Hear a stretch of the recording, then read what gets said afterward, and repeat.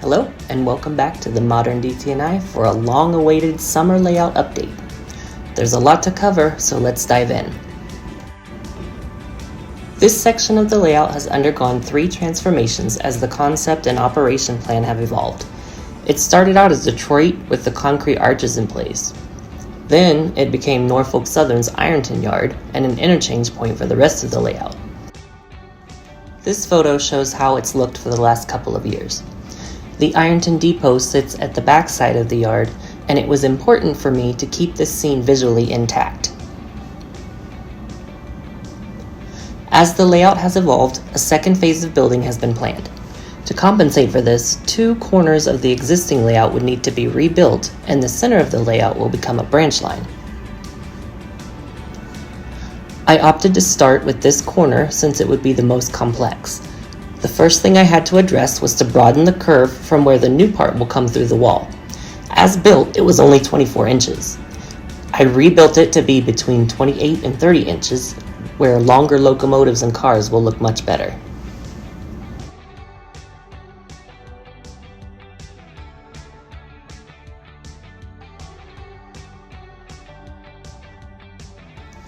Next came the yard itself.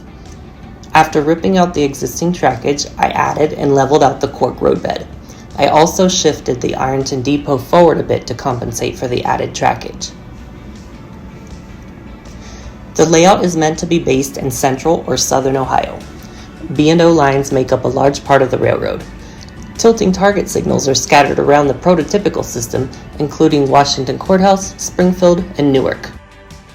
Since the yard is based on Newark, I had to have a tilting target signal. After connecting with some vendors and being referred, I obtained all the necessary pieces to build one. The kit for the signal was static, and I wanted it to operate. After some trial and error, I achieved this using Tomar Signal's C&O train order signal. I'm currently writing an article on how I created this. I do want to mention, though, that Showcase Miniatures will be releasing the static kit soon, including several variations of targets and the stop and proceed signs. I worked very slowly on the yard. Operations are not my strong point, but I wanted this to function well. I played with several layout options for the trackage over several weeks, operating the layout local to and from the yard. This resulted in a few changes along the way. Most notable is the elimination of the curved turnout from the main line extending the yard lead through the wall and eventually out to the new part. I was also vigilant about feeder placement to ensure the best possible operation. Here is the final design. I will show more about this in a future video with operations, since I need a little bit of the new part to be finished to truly utilize the yard as intended.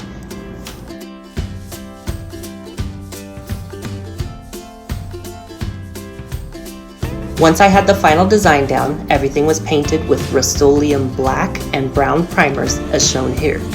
Notice the switch points were masked.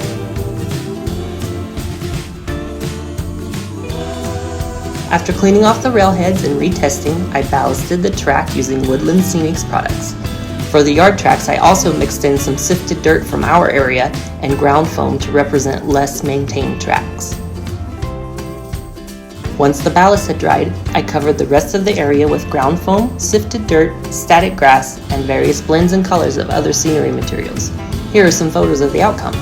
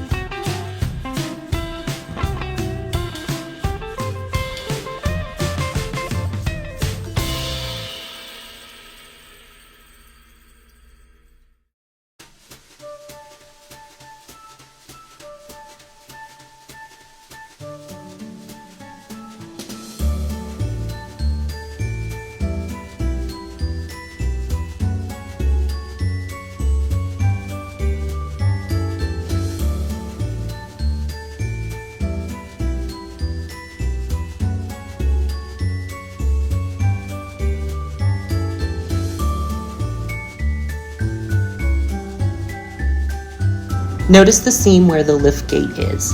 Although visible from above, you're still able to get photos that obscure it. I accomplished this by angling the scenery down into the seam on each edge. I still have to address the area underneath the track though.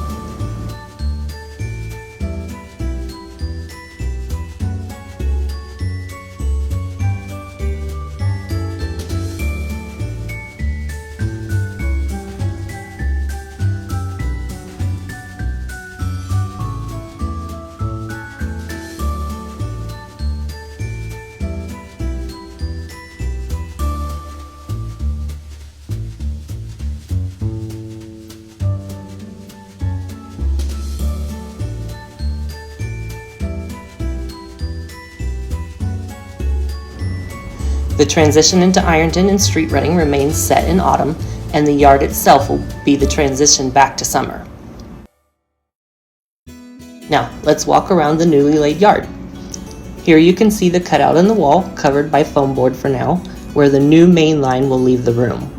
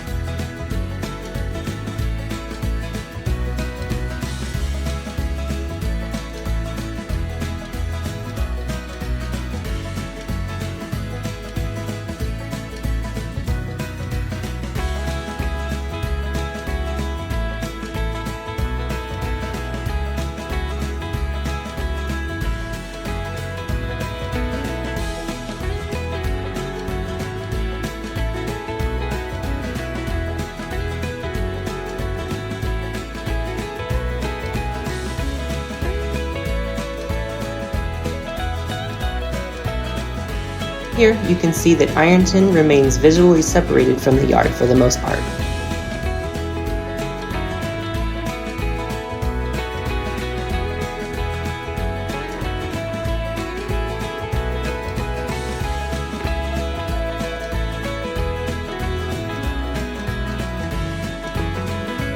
Now that you're familiar with this update, let's watch GP35 353 assemble its train for the day's layout local.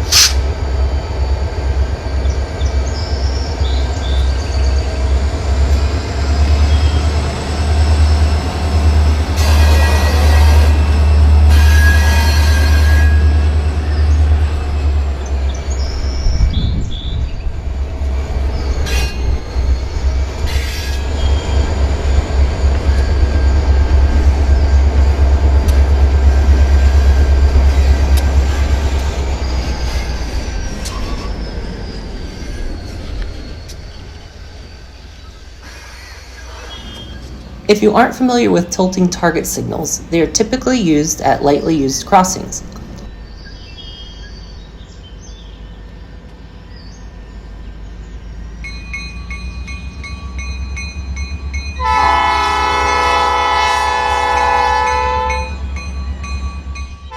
The busier line usually has fixed approach signals on either side and can approach the target signal prepared to stop, but proceed if the signal is lined for them. The lighter used line has stop and proceed signs on either side of the target signal. They must pull up to the sign, stop, line the signal, proceed across, and then reline the signal for the busier line. Vertical or horizontal positions vary among railroads. For my layout, the target will need to be vertical to proceed onto the branch and horizontal for the main line trains.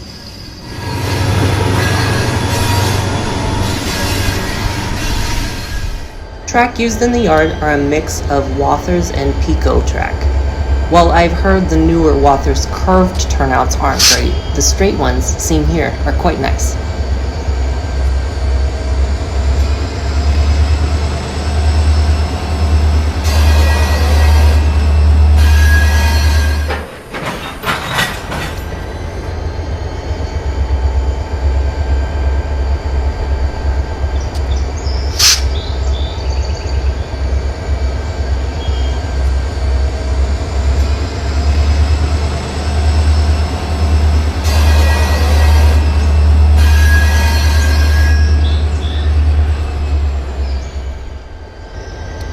Oh, and in case you're wondering, the rear ditch lights for 353 are sitting on my workbench. She just needs a newer NCE decoder to get that extra function to add them.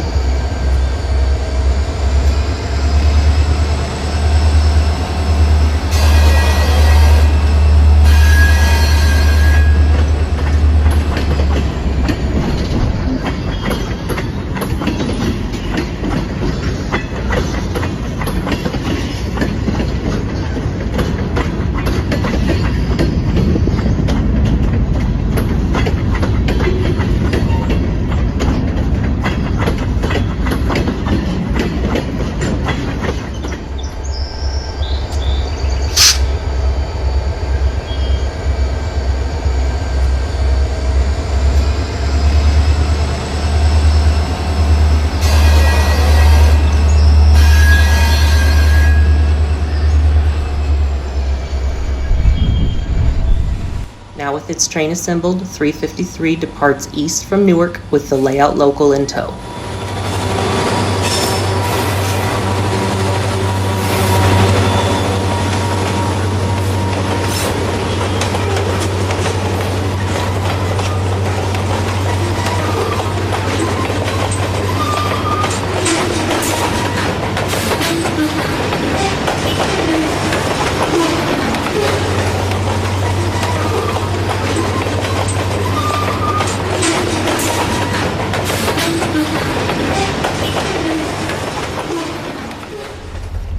Later, a local out of Columbus arrives at the yard.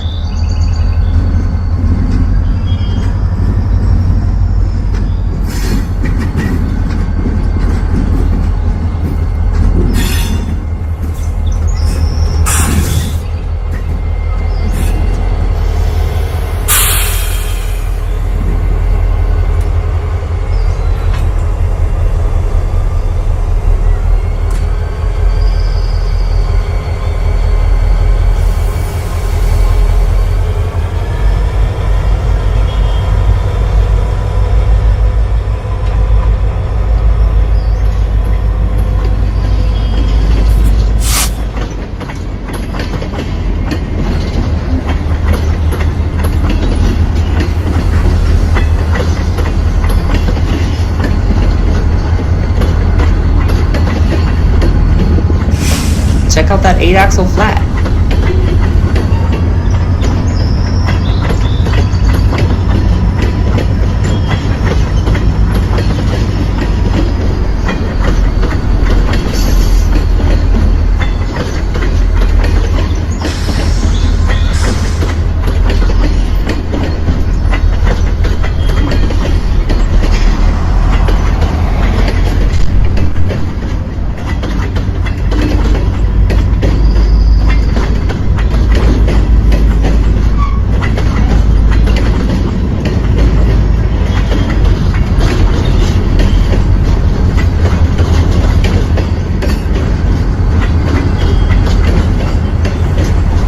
Before we go, I want to take you over to Midland City because I'm keeping it. I like that depot a lot, and so I figured out an acceptable way to use it but still redo the corner to fit the new plan. Here's a little sneak peek at where the new main line will be, as well as where it re-enters the room over at Newark.